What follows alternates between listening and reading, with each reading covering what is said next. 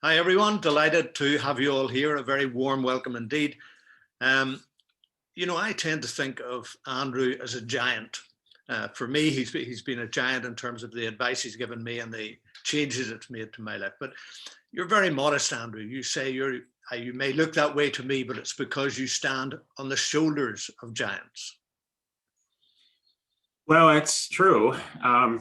You're only as good as your teachers, and you're lucky to be that good. So I would love to be able to say that I made up natural healing and vitamin therapy. That would be a very nice credit to have on one's resume before entering the hereafter.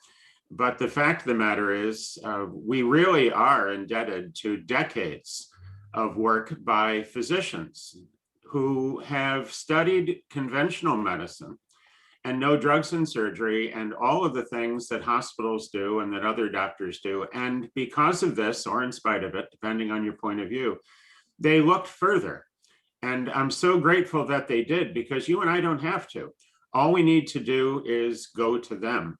So rather than reinvent the wheel, I think we just need to learn how to use that wheel, polish that wheel, maintain the wheel, keep it oiled. And this is all we're doing. It's a lot, though. For someone who's never run into this before, this is almost magical. I think it was Arthur C. Clarke who said that any sufficiently advanced civilization is indistinguishable from magic. Mm-hmm. So for people that use vitamin therapy for the first time, it's magical. It was for me. I remember when my daughter was very, very sick, and she was only 4. And I had heard about bowel tolerance of vitamin C, but I had never used it. I'd given the children extra vitamin C. And by common assessment, I gave them quite a lot.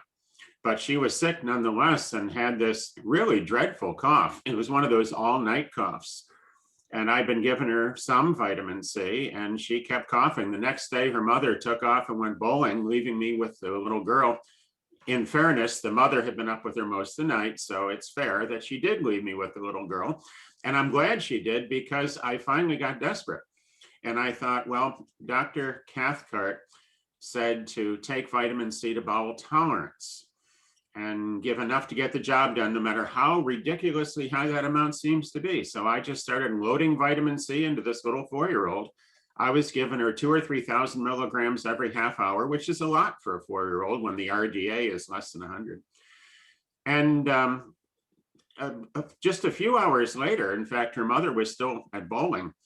The 2 things happened. The first was the little girl was on the toilet with bowel tolerance. And the second thing that happened was, at the exact same moment, her cough stopped. Well, this kind of lesson stays with you. And I'm just passing this on, but I got it from other people, from Dr. Klenner and Dr. Cathcart and Dr. Linus Pauling and all these others. So it's my pleasure to be the vector to give you what they taught me. I mean, it's only fair. Well, I'm indebted to you, and I'm sure our participants are as well, for the fact that you've amassed this knowledge and you've devoted so much of your life to gathering all this together for the benefit of all of us. So let's hope we're going to answer some of these great questions. Michelle's first in, and it's a vitamin E question. I'm taking natural vitamin E, tocotrinolol's Delta Gold 125 milligrams.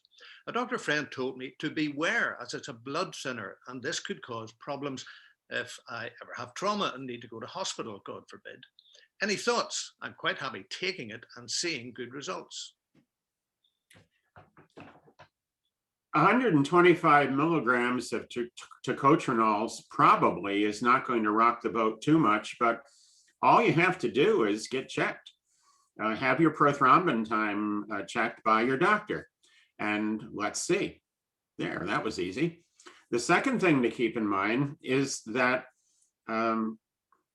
you're probably better off taking the vitamin E with the tocotrienols, not just the tocopherols, of which there's 4, but you are taking tocotrienols as well. Now, that's assuming your spell checker didn't fix this and you meant to say tocopherols, but there are actually 8 components to natural vitamin E.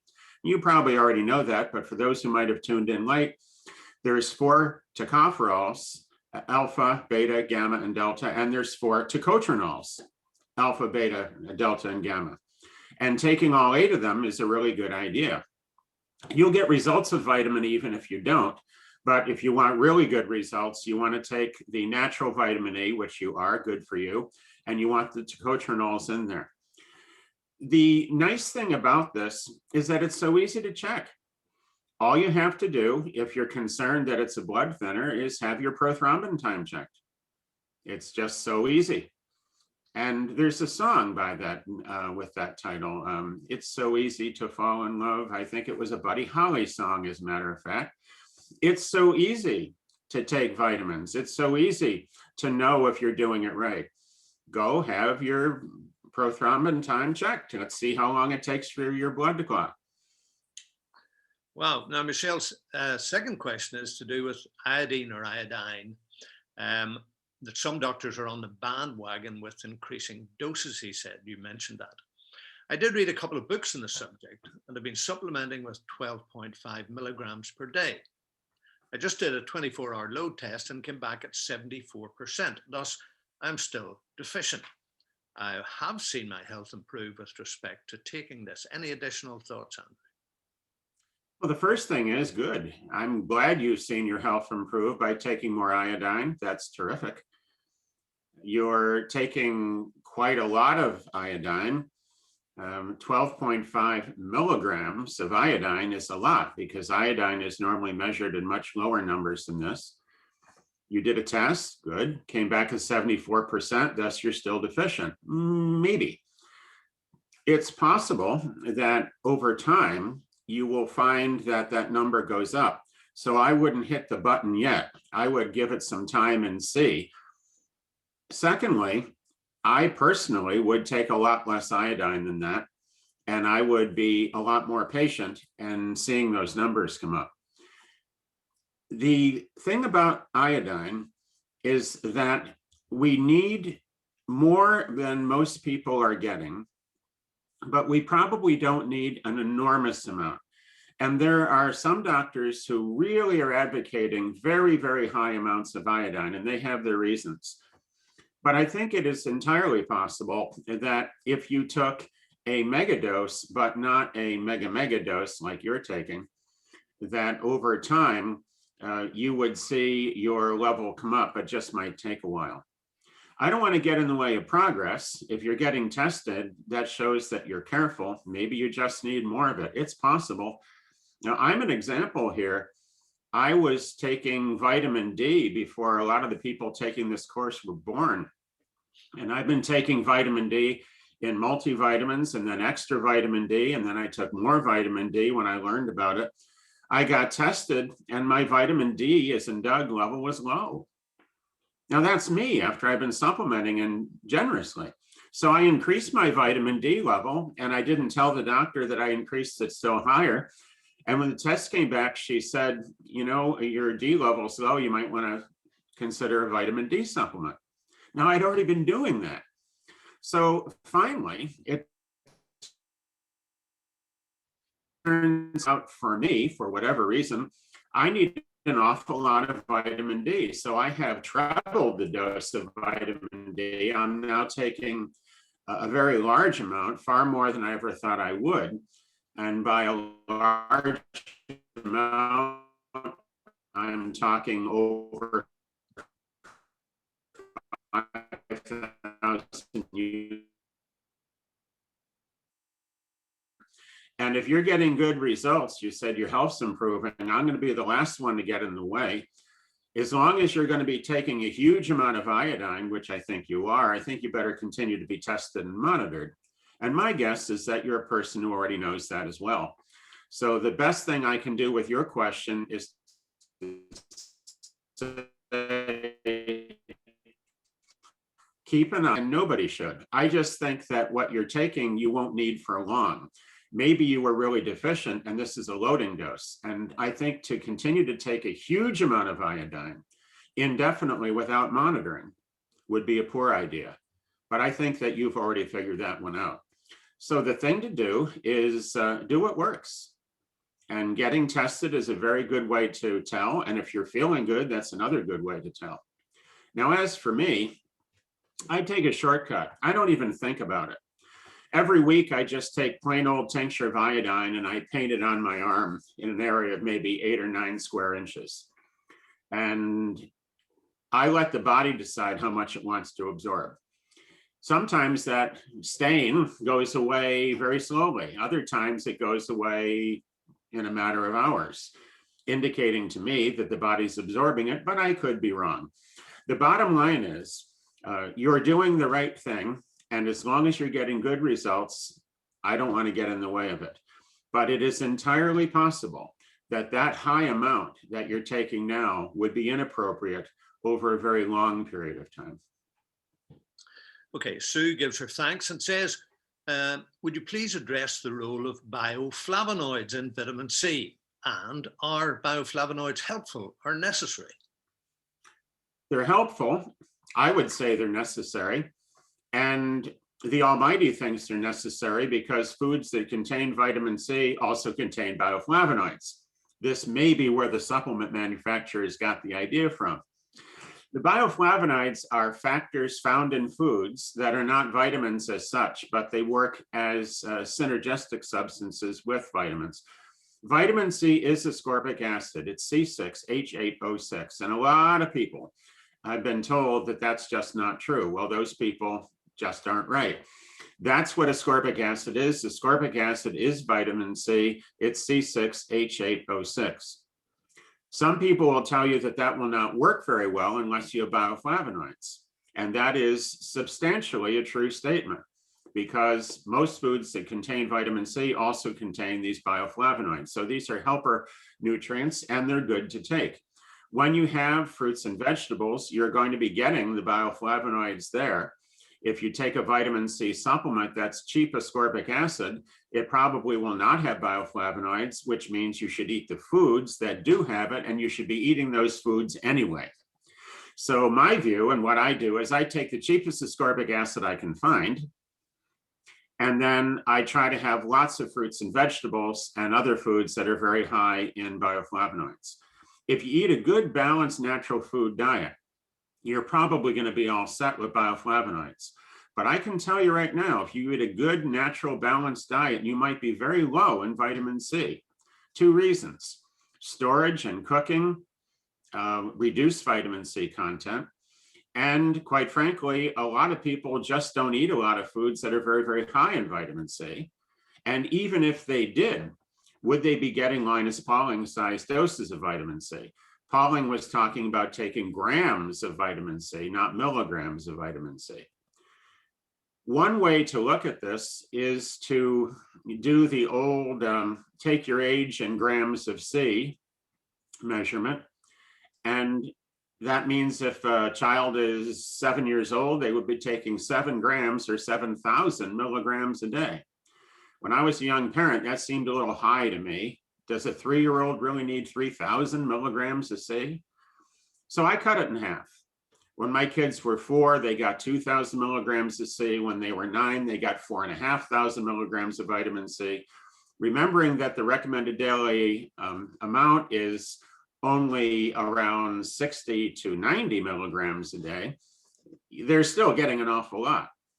As time went on, I realized by experience that when a child is under stress, especially when they're sick, all bets are off. And then you take enough C to be symptom-free and you get them to bowel tolerance. The bioflavonoids found in foods do help vitamin C to work better, but you should be eating those foods anyway. Fruits and vegetables are a good source of bioflavonoids. I think they're even in buckwheat. So if you have a variety of whole, natural, unprocessed foods, you'll get your bioflavonoids. But if you have a variety of whole, natural, unprocessed foods, you will not get multi-gram, multi-thousand milligram doses of C. You just won't. Unless you practically live on raw sprouts, you're not going to be able to pull it off.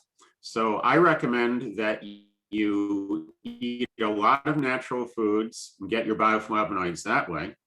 When you buy a supplement of C with bioflavonoids, if you read the label, you'll find that there's very, very little in there in terms of bioflavonoids. They put it on the label, but the amount that's in that tablet is usually minuscule. So with C, it's hard to get enough eating a good diet. With bioflavonoids, it's easy to get enough eating a good diet. So what do? All together now, you take enough C to be symptom-free, and you eat a good diet of a variety of whole and primarily plant-based foods. That's what I do. That's what I've been telling people for over 4 decades now. That's what my kids do. That's what my grandchildren do. And we do this for one reason. And that reason is because we have major stock in the vitamin C industry. We do it because we have a major stock in our children and grandchildren, and it works. And the first rule in medicine is, or should be, do what works. Take enough C to be symptom-free, whatever the amount might be, and eat a variety of foods, fruits and vegetables that have the cofactors, including the bioflavonoids. A good way to be sure you're having lots of bioflavonoids is to be sure you're having lots of fruits and vegetables. My mother was interesting because she didn't know a bioflavonoid from a moose, but she used to take an orange skin. We would take the skin off and eat the orange, and we would peel all that little white stuff off it that we didn't like, and we'd just eat the juicy orange. Not my mother. She never peeled off all that white stuff that was clinging to the segments. And she would take the orange skin inside out, and she would actually, with her teeth, remove that inner white part of the orange rind. Well, I just wrote this off to one of her many idiosyncrasies. But when I got older and somewhat smarter, I looked into it, and guess what's in that white stuff? Bioflavonoids. So mom knew, or in a manner of speaking, some part of mom knew. I just think this is fascinating. We learn these things sometimes by watching someone else playing out an instinct. Isn't that a weird way to learn? Well, if you've ever had children, that's how you learn to be a parent. You watch the baby playing out its instincts, and then you think, oh, what do I do now? And usually you have fallback things. When the baby is crying, usually you pick it up. And by the way, 3 times out of 4, that will make it better. And then the rest of the time, the child's usually hungry or needs to be changed or has some kind of health issue. But it's usually they want to be picked up, and it's usually they want to be changed, and it's usually they want to be fed, and it's rarely because they have a health issue. What do we do in a situation like this? We keep it real simple. If you eat a big variety of fruits and vegetables, you're covered with bioflavonoids. Well, Paul's question follows on very neatly from Sue's question and your discourse. Can proton pump inhibitor, PPI drugs, affect my body's intake of vitamin C? If yes, what ways would you recommend for me to take vitamin C more effectively? I am unaware that proton pump inhibitor drugs affect the body's intake of vitamin C. On the other hand, the only way we can really be sure is to pull out the drug insert from the drug that you're actually taking. And I don't mean the dumbed down half sheet the pharmacist gave you. I mean the real thin paper that's folded over 25 times. It is really fine print. And it's in like 8 or 9 columns. You know what I mean? That's the drug insert that tells you all the side effects and contraindications. So I would pull that out and read specifically the information sheet that comes with the drug. Sometimes when you get a drug from a pharmacy, though, they repackage it and they don't give you the original manufacturer's detailed sheet. They just give you a dumbed down, simplified half sheet that I referred to earlier. So what do? Well, you go online, you go to the PDR, the physician's desk reference, and you do a search, excuse me.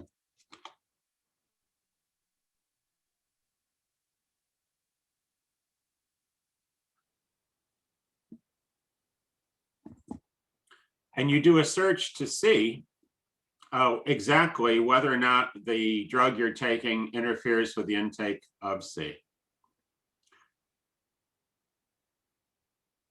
Now, The thing I'd like to mention here is, why are you taking a PPI, or a proton pump inhibitor? These drugs, I'm now reading from official sources, are described as potent agents that significantly reduce acid secretion. And they are used for the management of reflux disease, gastrointestinal reflux disease, or GERD, G-E-R-D. These medications have among the highest sales levels in the United States. 9 years ago, approaching nearly $10 billion. And you can be sure that number hasn't gone down. These drugs increase the risk of fractures, low magnesium, diarrhea, B12 deficiency, nephritis, dementia, and lupus. To me, a whole cluster of warning lights just went on in my mind, and probably yours as well. So the question would be, can a proton pump inhibitor drug affect my body's intake of vitamin C? A better question would be, are you sure you want to take that proton pump inhibitor? Because look at all the other things it interferes with that we don't even have to look up. These come right at you when you do an internet search. If you are managing reflux, and the way you're managing it is with a proton pump inhibitor drug, I think you might be doing this the hard way. You might be trying to kill mosquitoes with a 12-inch naval cannon. And it might be better to consider if there's something else you can do for the reflux disease. Now, the first thing I would recommend is cabbage juice. This has been used since the early 1950s. It was started or popularized by Dr. Garnet Cheney, a medical doctor, who recommended that his patients with severe ulcers, bleeding ulcers, and other hospitalized patients with gastrointestinal diseases, that they drink a quart of fresh raw cabbage juice a day. That's 4 8-ounce glasses of fresh raw cabbage juice a day. I think it's interesting that he was able to pull this off in a hospital setting, but he did. And he wrote not one, but 2 papers in peer-reviewed journals. One was in an affiliate of the Journal of the American Medical Association, which is where I saw it. Well, I think that's really kind of cool that this physician addressed the problem of ulcer and other gastrointestinal problems by giving cabbage juice. And I think it's a very short stretch to go from the stomach to the esophagus. The esophagus is right above the stomach and it's connected to it.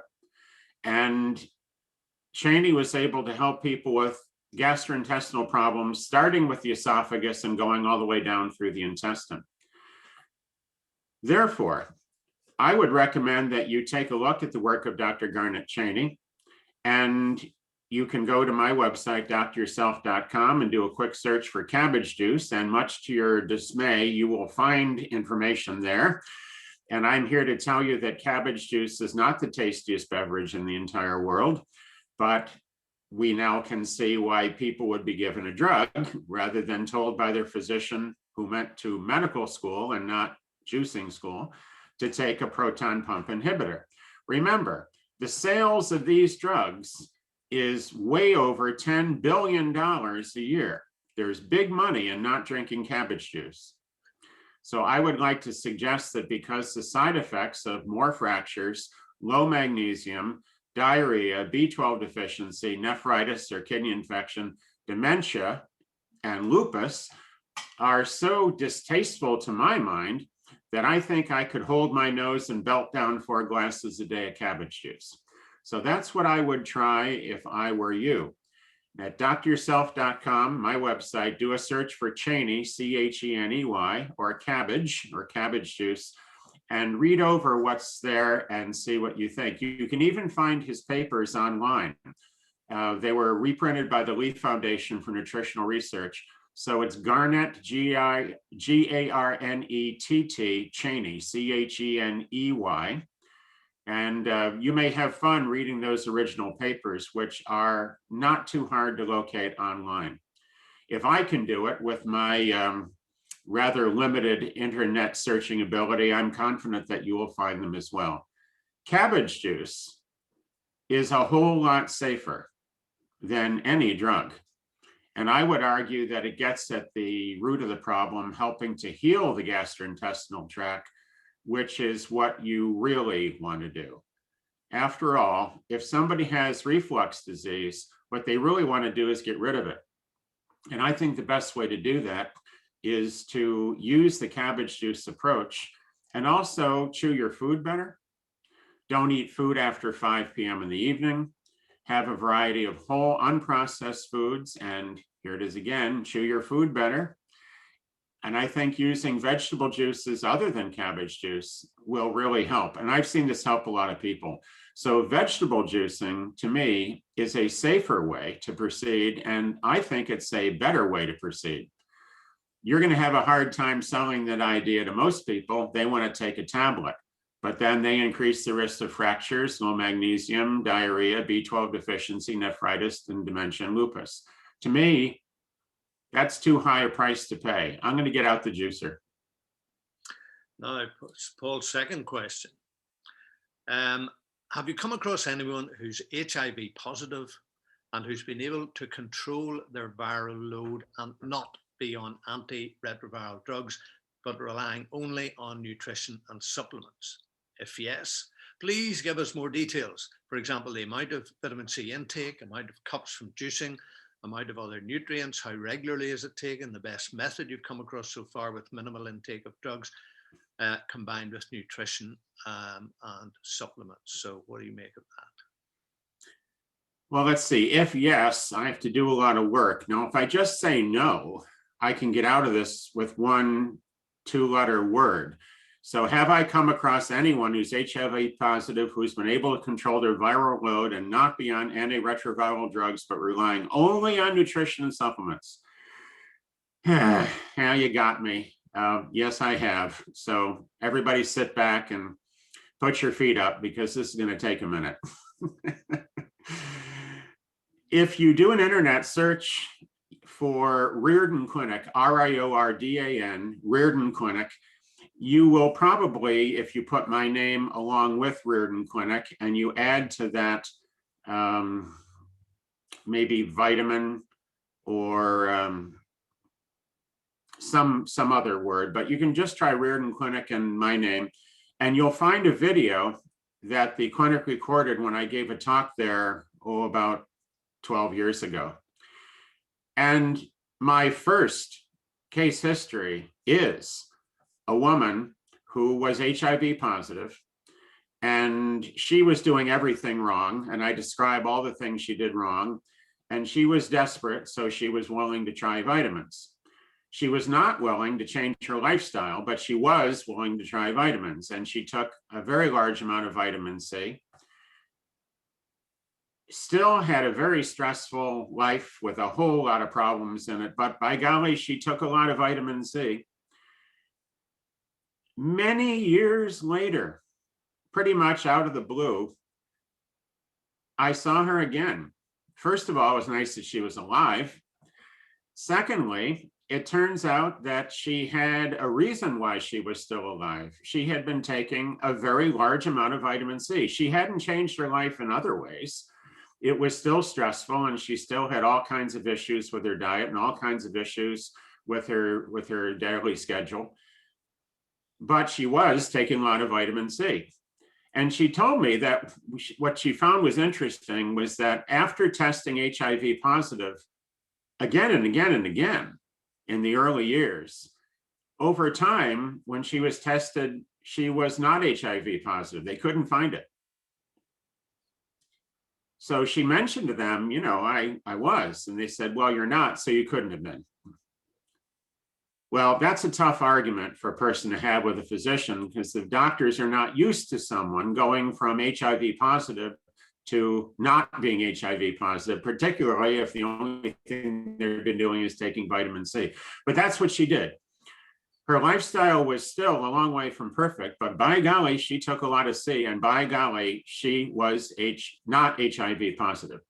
So she mentioned this to me, and I was absolutely delighted to hear about this. We're talking, it'd been like 25, 30 years. It'd been a really long time.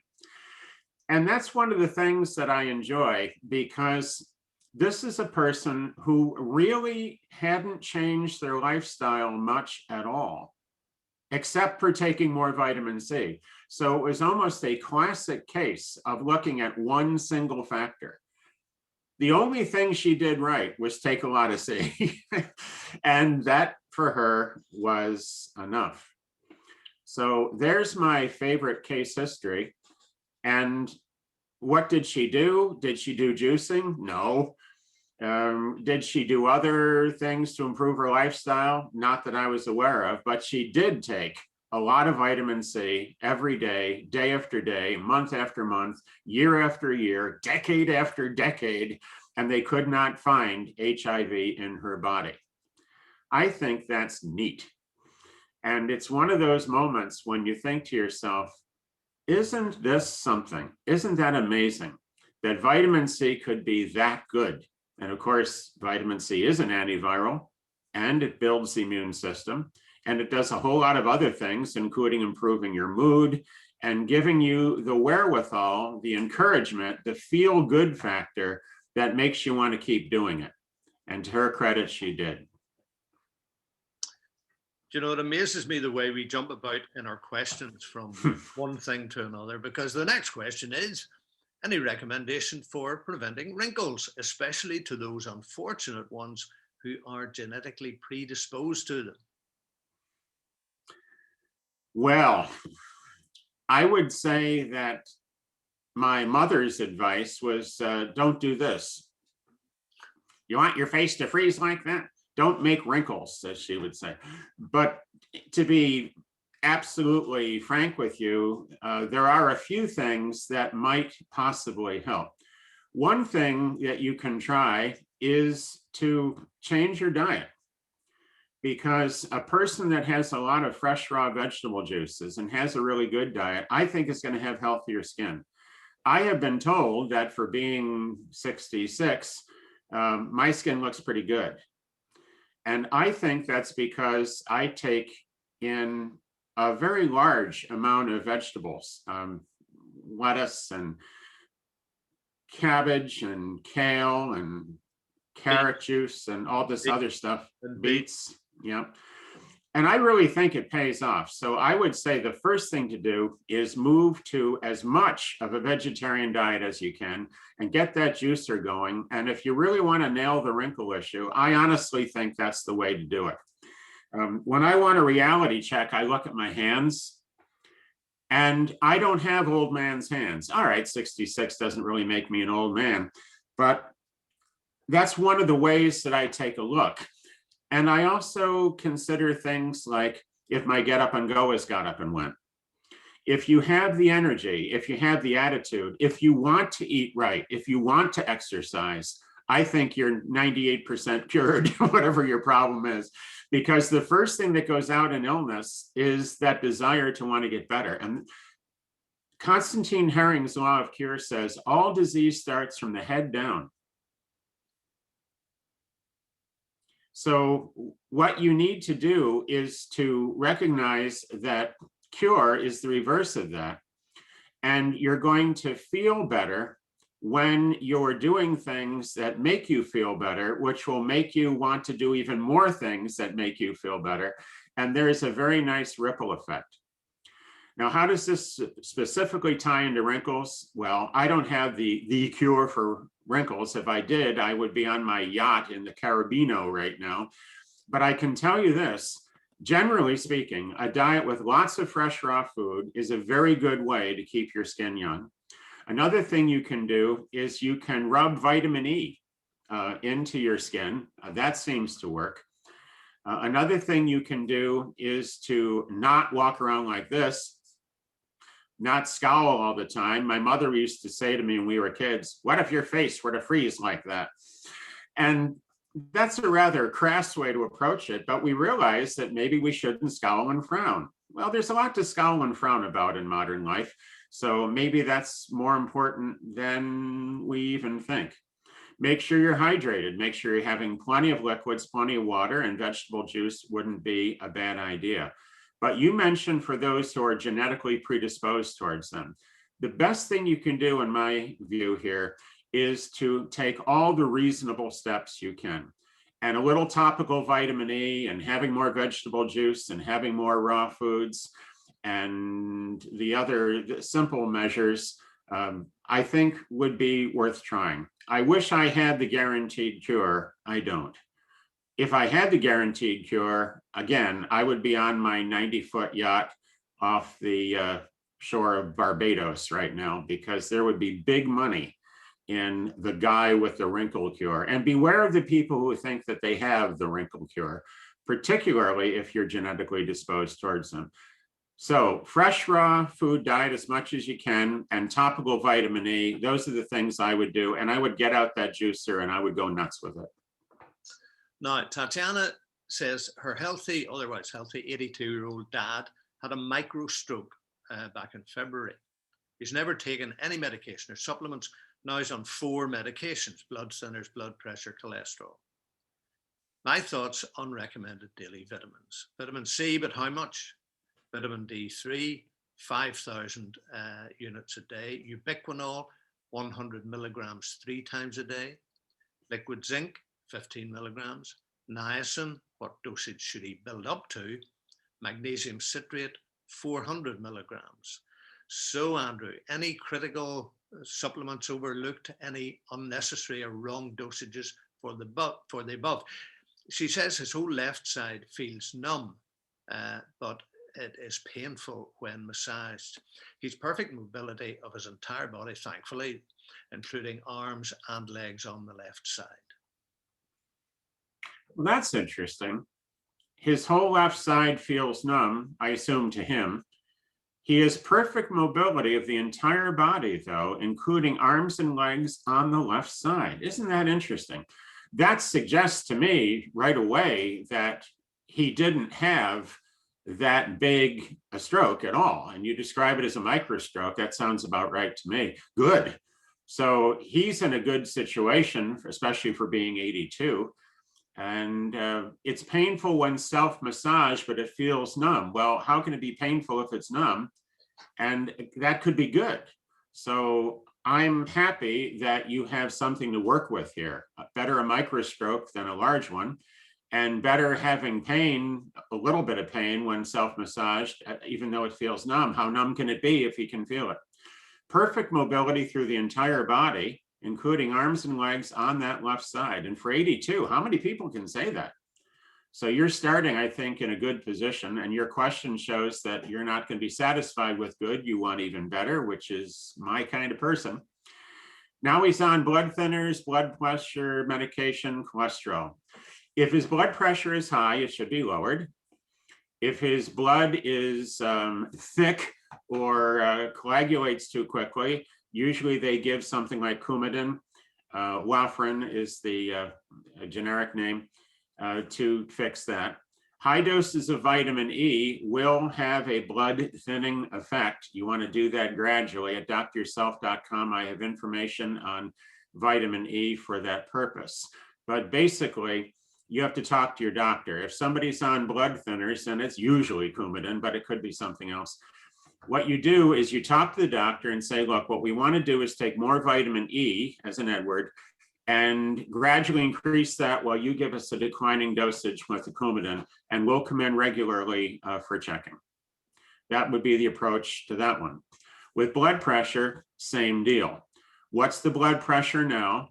What are the medications? Tell the doctor you want to get that blood pressure low the way the doctor wants it, but you'd like to do it with the lowest possible dose of the medication. And you tell the doctor that you're willing to come in for monitoring and you're going to really work on this. You're not the average patient. You're really going to be doing this with your father, and you're going to be right there and you're keenly interested. So what can he do to lower his blood pressure? And the doctor may or may not suggest yoga, meditation, gentle exercise. If the doctor has not suggested these things, then it's time that somebody did, because these things can definitely help lower blood pressure. when you're looking at cholesterol, once again, how high? Is it a little high or is it very high? If it's very, very high, vitamin C helps lower cholesterol. A vegetarian diet helps lower cholesterol. And these things over time may all click together. So you mentioned he's on 4 medications. I assume there's 2 for the blood pressure and then 1 for the blood thinning and 1 for cholesterol. If you tell the doctor you'd like to use the minimum possible dosage and it's your goal to reduce, not eliminate, but reduce the medication, you're more likely to get somewhere. With 4 medications, you've got to work with a doctor. There's no 2 ways about it. There's too much going on here. But generally speaking, in answer to your question, with vitamin C, how much? My rule is you take enough vitamin C to feel better. And if your father is feeling better on a little vitamin C and he feels no better on a lot, then just give him a little. But if you gradually increase the dosage of the C and he feels a lot better, then that's nature's way and your father's way of saying, this is a good idea. So I would take enough C to be symptom-free, whatever the amount might be. I would take enough C for him to be comfortable. Now, you know your father, you know when he's in the groove, you know when he's feeling good and looking good. So just work up gradually and see what's his optimum amount. With vitamin D and 90 micrograms of K2, you're giving 5,000 units a day. That's what I give my dad if he was in that situation. Ubiquinol, 100 milligrams 3 times a day. There's no doctor in the world that can find fault with that. They can look, but they won't find anything wrong with that at all. Makes perfectly good sense. Liquid zinc, 15 milligrams. That's just a trifle over the RDA. No doctor can find fault with that either. Niacin, that one we'll come back to. And magnesium citrate, 400 milligrams. Well, the RDA for magnesium for a man is very close to 400 milligrams. So everything you're doing is science-based and good sense, and there's not a physician on earth that can take apart any of the things that you're doing with logic or science, because what you're doing is very good and very science-based. If a doctor just dismisses this, you got to get another doctor. You have to have a doctor that can look over this reasonable schedule and say, that's not that much magnesium, it's the RDA. Liquid zinc, that's roughly the RDA. Ubiquinol, nobody's hurt themselves with that. Vitamin D, that's a lot of vitamin D, but the man, after all, is 82, and you can make a very good case for that. The doctor might say, give less vitamin D. Don't fight over it. If you have to cut down from 5,000 to 3,000 or 2,000, you're still helping your father a lot. Be prepared to negotiate the vitamin D one. If they lean on you, give way. If you want to keep this doctor, make the appearance of being conciliatory. There's nothing wrong with compromising as long as you don't throw the baby out with the bathwater. If somebody wants to take a little bit of water out of the tub, let them take a little bit of the water, leave the baby. So you're going here for the greater good, and that brings us to niacin. I would suggest to you that you don't put yourself in a situation where your dad is going to have a niacin flush, because that might alarm him, or more correctly, the doctor. So you can use inositol hexaniacinate, which rarely causes a flush, as our course has mentioned. Or you can use niacinamide, but inositol hexaniacinate is better because it has a cholesterol lowering effect. Niacinamide does not have a cholesterol lowering effect. So pure niacin, which causes the flush, is side effect city. And the last thing you want to do is have your father have a flush and have somebody panic either at home or at the doctor's office. Niacin is ideal, but the flush is such a political complication that I'm going to suggest that you use inositol hexaniacinate, which only in the rarest circumstances will cause a flush. And in terms of how much should he build up to, it's a very simple matter. I would introduce the inositol hexaniacinate at any low dose and go up gradually, increasing the daily dose each week, going up a little higher, and then have his cholesterol checked. Look, if he's on medication for cholesterol, they should be monitoring him, right? So if you can increase the niacin and you see a change in the cholesterol level, your doctor should be able to lower the drug. So you're basically doing a declining dosage schedule with the drug in favor of an increasing amount of nutrient. Now, this may sound complicated, but it actually works out pretty well because most people see this in everyday life. I don't know if you live with your dad or not, but it sounds like you're pretty close. Keep an eye on him. See how he's doing. And if he's out there dancing the jig and having the time of his life, you're doing something right. And if he's not, then you need to take a look at those medications, because now he's on 4 medications, and that represents a big change. This has been a long-winded answer, but you asked for it. It's a very, very big area, and we have to reduce this to little components. Everything that you've suggested makes sense to me, and I would do with my own father. Now, Laurie is a 48-year-old woman who would love to take wheat germ, but she seems to not be able to handle any wheat. Even though I've eaten a very clean diet for a decade, she says, and assume that my gut is in decent shape.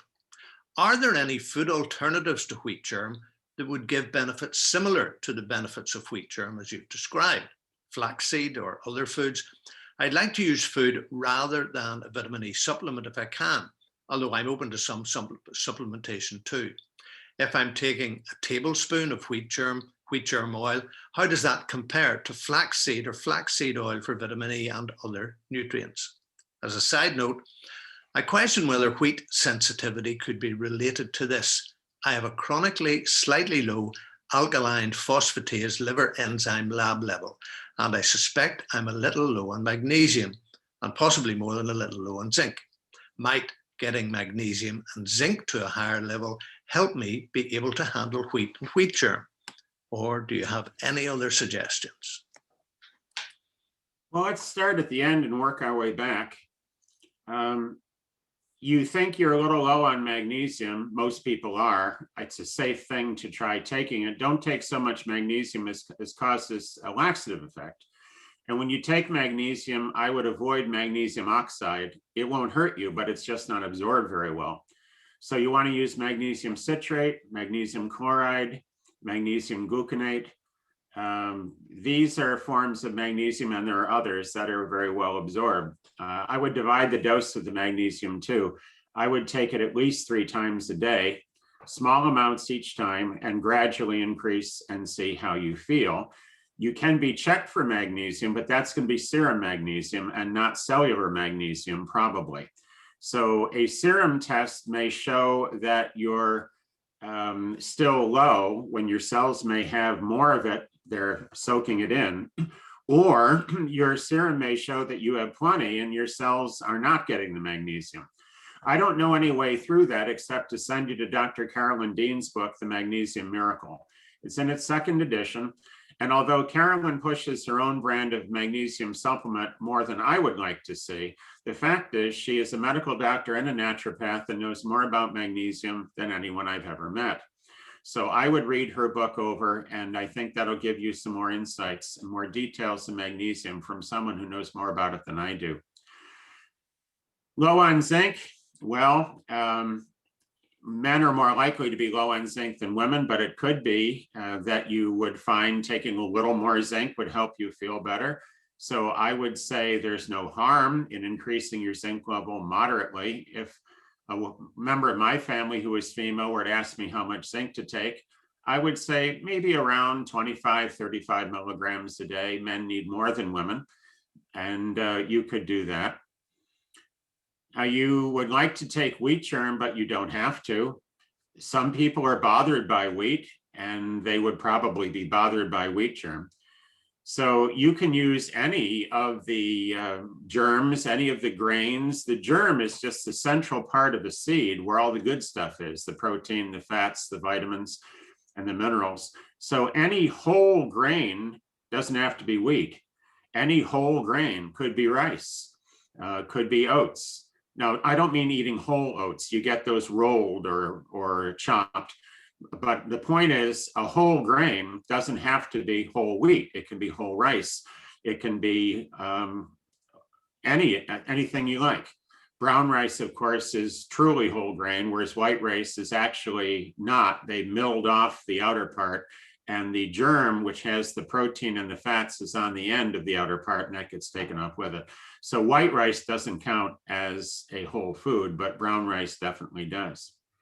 So you can use any of the grains that agree with you, including the ancient grains, seeds, flaxseed, anyone you want. If you're using flaxseed, make sure it's fresh. When you buy it, it should be under refrigeration, because otherwise it can spoil and go rancid very quickly. So buying flaxseed should be something that you spend an extra minute to supervise. If the flaxseed is refrigerated, it's probably fine. Just check the expiration date. Some flaxseed will be sold in a package that'll have a squishy pillow-like texture to it. And that's because the flaxseed is packed under nitrogen. And that is as good or nearly as good as refrigeration. So nitrogen-packed whole flaxseed would also be okay. Remember that once you grind up the flaxseed, you're now exposing the oils to oxidation. So whole flaxseed is going to have more good stuff in it. The problem is you now have to chew it. So you're either going to have to find a way to do that, or you're going to grind it up in a grinder, or you're going to say to heck with it and eat something else that you like better. But flaxseed is certainly a good idea, but make sure it's fresh and keep it refrigerated. To get enough vitamin E without taking a supplement is very difficult to do. I used to ask my nutrition students to design a diet that provides the US RDA of vitamin E. And you know, the RDA of vitamin E is not very high. And a small amount of vitamin E is found in quite a few foods. And a substantial amount of vitamin E is found in fresh oils and in whole grains. But you'd be surprised how difficult it is to put together a diet where you get even the RDA of vitamin E, and to get an appreciable amount, say 100 units a day. I think the RDA is around 20 or so. To get 100 units of vitamin E a day is virtually impossible. And that was the second part of the lesson. All right, you got the RDA, that wasn't easy. Now get me 100 units of it. Doctors Wilford and Evan Shute, when they treated their cardiovascular patients, they were using 1,000, 2,000, even 3,000 units of vitamin E a day. Impossible, utterly impossible to get from even the most precise and elaborate diet. So I would recommend that if you are not going to be able to take wheat germ, you probably aren't going to be able to take wheat germ oil either. I don't know the vitamin E content of flaxseed. I think you just need to look that one up online. Not a whole lot of people are willing to eat flaxseed and flaxseed oil. And if you're one of those, remember, keep it fresh, keep it refrigerated. Flaxseed's good for you. It's also known as rapeseed. Flaxseed, though, you have to handle like it was milk. Let's see, you might be low on magnesium. Well, a whole lot of people are. Making sure you get at least the RDA of magnesium, which is 350 to 400 milligrams a day, would be a good idea. The form of magnesium should be anything but oxide. Magnesium oxide won't hurt you, but it's badly absorbed. So go with the magnesium citrate, the magnesium chloride, the magnesium gluconate, or any one of a number of designer magnesiums that are very good, but are quite expensive. And zinc, well, you think you might be a little low on zinc. The simplest way to look is to check your fingernails and see if you have little white spots. Now, I know this sounds goofy, but Dr. Carl C. Pfeiffer, MD, PhD, one of the great nutritionists, said that if you have little white spots, Michael's licking his fingers now, see that? If you have little white spots in your fingernails, that does indicate zinc deficiency. And don't ask me where that one came from, but I used to have those spots, and I've been taking zinc for decades, and by golly, the spots went away and they have never come back. I have really gorgeous fingernails too. I've got to admit, they are just the prettiest fingernails. I've got a young guy's fingernails. There's a pickup line to use at your next party. Want to see my fingernails? So if you are taking a little zinc, you don't really need an awful lot, but you do need some. Men need more than women because men lose zinc in prostatic fluid. Women tend to lose iron, of course, in menstrual fluid. Men lose zinc in prostate fluid. So men need zinc the way women need iron. And I would say you might want to take around 20, 30 milligrams of zinc a day. These are very modest suggestions. They're more than the RDA, but only modestly more. We've ranged quite far on this, but what you're giving me here is a question that is hard to really nail down. And at this point, I'm going to go with, you seem to not be able to handle any weak. And I would stop with your first sentence. As the old doctor said to the patient who came in and said, "Doc, it hurts when I do that." That doctor said, of course, then don't do that. If wheat bugs you, avoid it. You can have any of the grains you like. Trial and error. Do a therapeutic trial and see which grains work for you, and make sure you chew them really, really thoroughly. Now, Laurie also wants you to talk personally about the B vitamins you take. And she copies a list here, the summary of lesson 11 with the various B vitamins you take. And she asks also, remind us about vitamin A listed above with the B vitamins. Also tell us about niacinamide. Numerous divided doses throughout the day, 500 milligrams, and before sleep a larger dose. Might a larger dose be helpful with sleep? Can you repeat, please, specifics with the niacin that you personally like to use? It's helpful to hear personal examples, so I appreciate you sharing this, if you're going to. Laurie, you get the Cupid doll. You have packed in more questions into your allotted 2 questions than anyone yet. Ding, ding, ding, ding, ding, ding. Whee! So congratulations, you are the leader of the pack. You have crammed in more stuff into your question than almost anybody. And I think that's good. That's the kind of creative thinking that I admire. And I'm going to honor this as much as I reasonably can. First of all, I think you're right. You talk about the summary, B complex, and if you go down that summary, which you enumerated, that's what I would recommend. And I would recommend, as you noted, that you do that with breakfast and lunch. So that's shorthand would be a balanced B50. They're very, very common, very inexpensive. One of those at breakfast, one of those at lunch, that's a blast of B vitamins. More than most people need. You'd actually do better to get a B50 tablet and break it in half. And instead of having 50 milligrams twice a day, have 25 milligrams 4 times a day. But if it's a capsule, you can't do that. But you're right, the amounts there are what I recommend. And I'm simply saying that you might want to divide the dose a little more. I don't mean take more, I simply mean break it up and take it a little more often. The B vitamins, of course, are water soluble, and you'll have better utility the more frequently you take them. But don't make a fetish out of it, it's not worth it. Do the best you can. My general rule is vitamins with each meal and between each meal. So that's 5 times a day. And you can tweak that as much as you wish.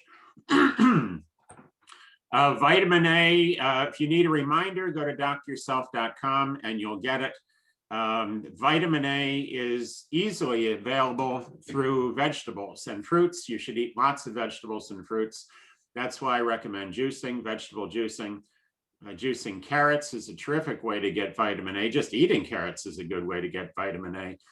Squash, pumpkin, any of the orange vegetables are loaded with vitamin A as its precursor, beta carotene. Your body converts that into vitamin A.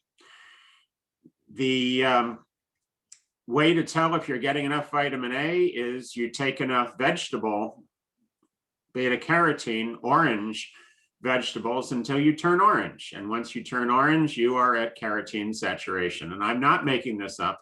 This is actually being recorded on April 1st, of April Fool's Day, but that is not a joke. Being slightly orange is good. In fact, if you take a good look at me, you may notice that I have a very slight artificial suntan look to my skin. Do you see that? Does it come through on the video? And this is because I eat a lot of vegetables. Green vegetables also contain beta carotene. You just can't see the orange color. Oh, you didn't know that, did you? Leaves are green, that you knew. But in the autumn, they turn yellow, orange, and red. Well, those colors were always there. It's just the chlorophyll blocked them out. You didn't see it. Isn't that neat? So green vegetables or orange vegetables are high in carotene. And if you have lots of those, you're getting plenty of vitamin A.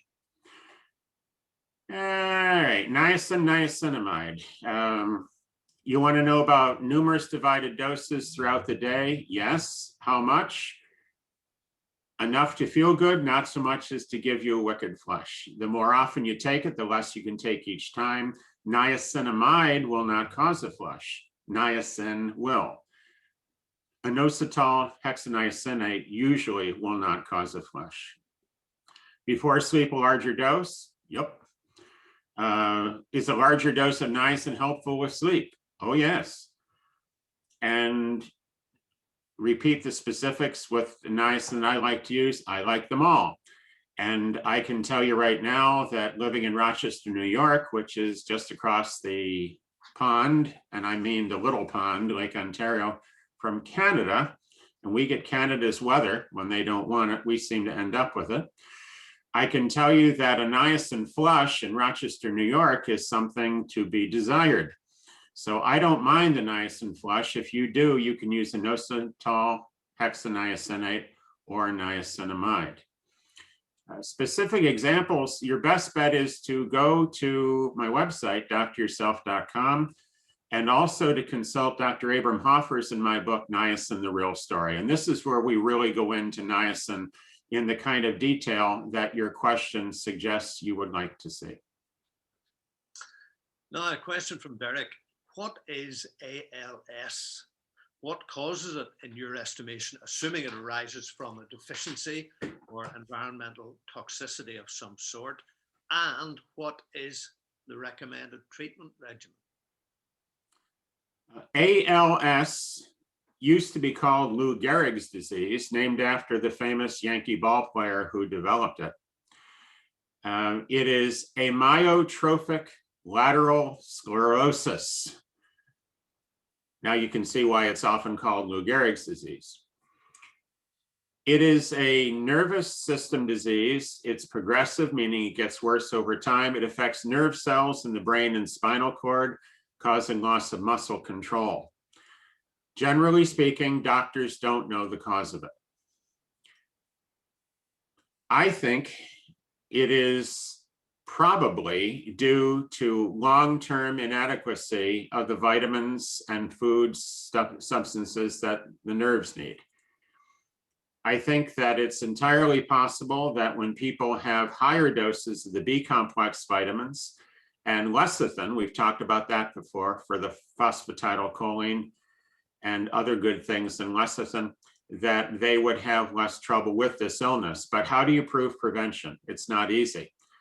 I would suggest that if someone you knew had ALS, since the doctors don't know how it arose and they don't have a cure for it, or you would have heard about it, that you try the precautionary principle. Maybe taking more of the B vitamins might slow it down. Maybe it would be a good idea to get vegetable juicing going to make sure the body has all the nutrients that it needs and hope that the body will take a hint. With any kind of neurological disease, you're up against something that is hard to talk about. It is often said in medical circles that these illnesses are incurable, irreversible. It's often said that we don't have a cure and don't do those vitamins either. And that's where I kick. Because if medicine doesn't have a cure, maybe nutrition will do the job. But doctors go to medical school, not nutritional school. So I think it behooves you, before throwing in the proverbial towel, to try a full-bore nutritional program. And this is where Charlotte Gerson and the Gerson therapy come in, because she would tell you flat out, get going on the Gerson diet, which is vegetarian, organic, whole foods diet with lots of vegetable juices, and see what happens. That's a lot of work, but on the other hand, if it is successful, the work would be very, very much worth it. I would couple Charlotte Gerson's wise advice with my own, which is to take in considerable amounts of the B complex vitamins and lecithin. The B vitamins are very, very intimately involved in nerve function, and a deficiency of B vitamins or any one of the B vitamins can start to cause serious problems in the nervous system. That would therefore be my approach. I would do a lot of vegetable juicing. I'd have that organic diet, and I would make sure that you had, or the person you're concerned about had, lots of the B complex vitamins. And that's us for today. That's the last question. Thank you all for being here with us. Thank you for taking part. Thank you for your questions. I really hope Andrew has been able to help you. Let us know if it works out. I'm going off now to use my brand new trampoline. I've treated myself to a more luxurious model.